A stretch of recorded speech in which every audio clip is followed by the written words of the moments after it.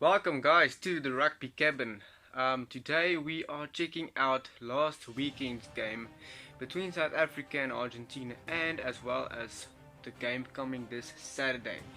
We're going to see what we can expect from both teams.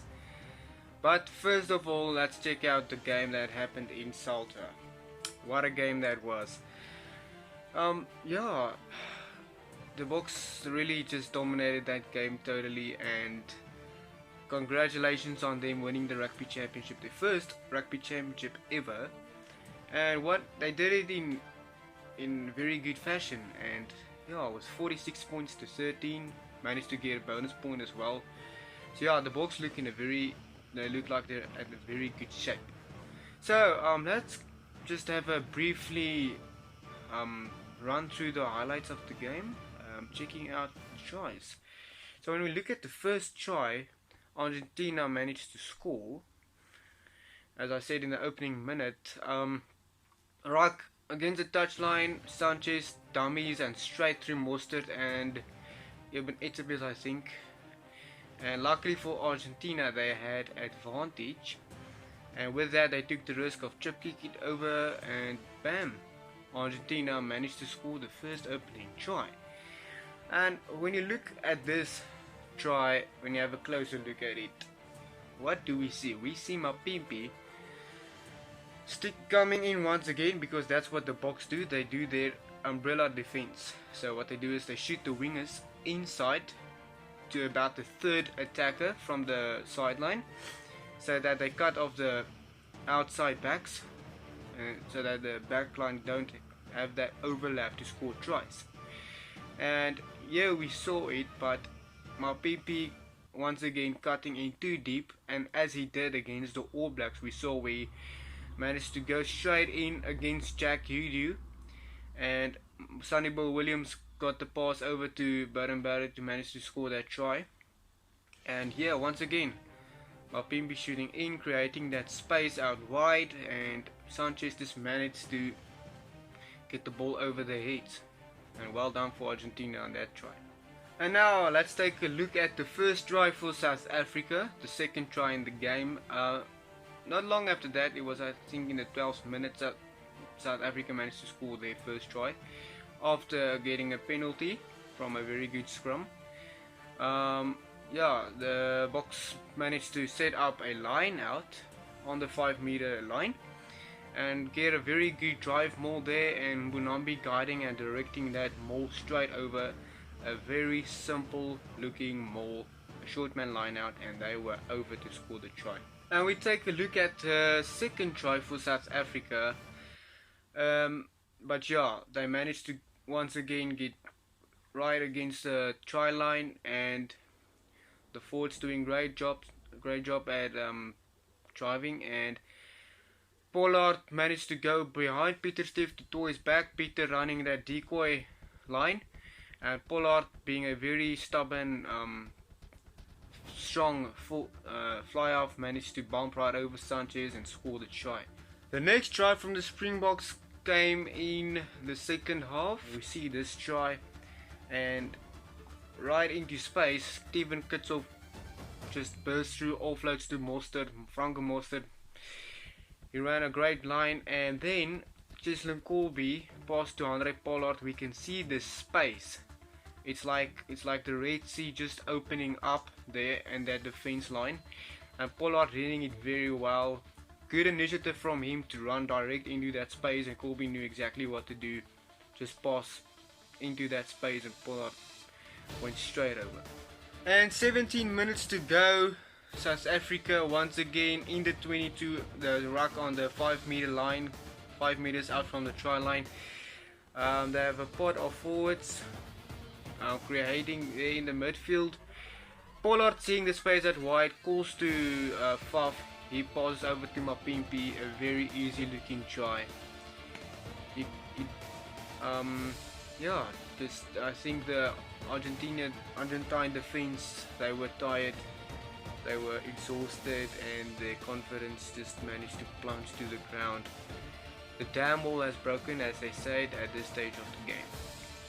And then the last try of the game, in the 67th minute, Falk gets a ball to Frankenstein, a very awkward ball, but Frankenstein managed to pick it up.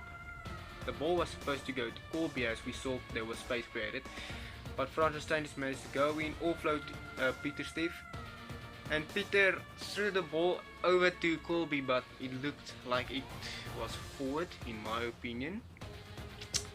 But that's just my opinion. The boys managed to score that try, and what a great game that was for the Springboks, winning the rugby championship. And now we're going to take a look at the game happening on Saturday in Loftus.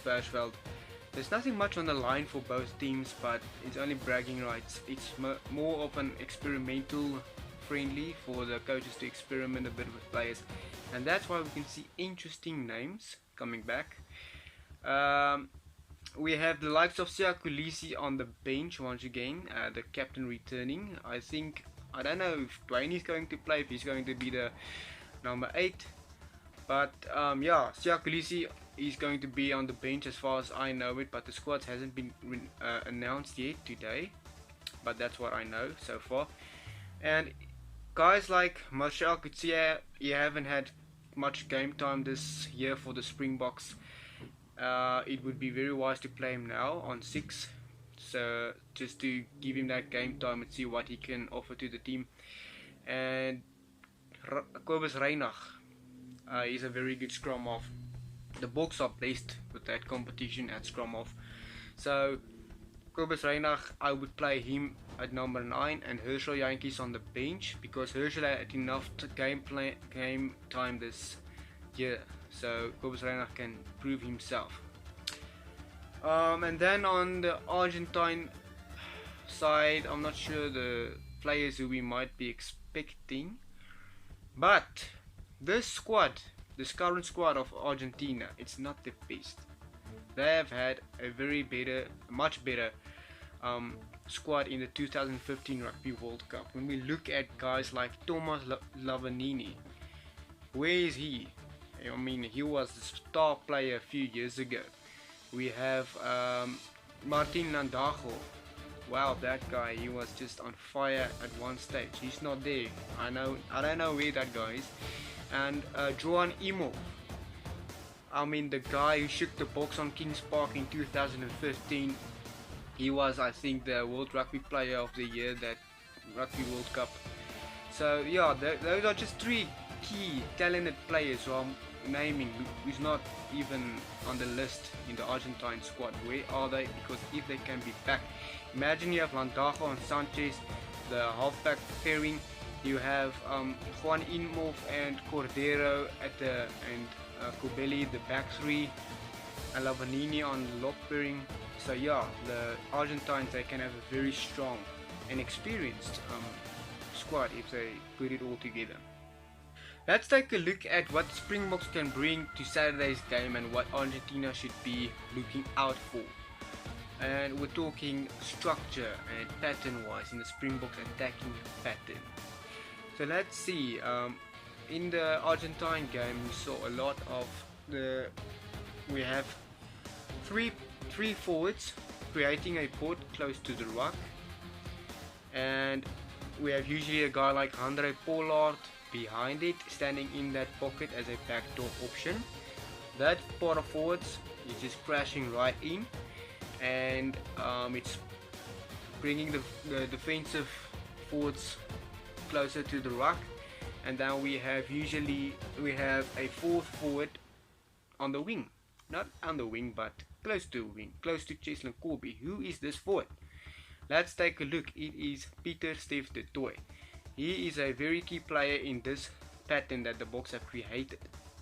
Now his job is to stand next to Cheslin Corby. He's a forward, so what does he do? He is running straight in from the outside towards the ruck, holding those forwards closer to the ruck in, and then he's a decoy, and behind his back usually it's Pollard at first receiver, passing it behind, creating space for Cheslin Corby. And we saw a lot of examples of that in the Argentine game, and against the All Blacks we saw a lot of that.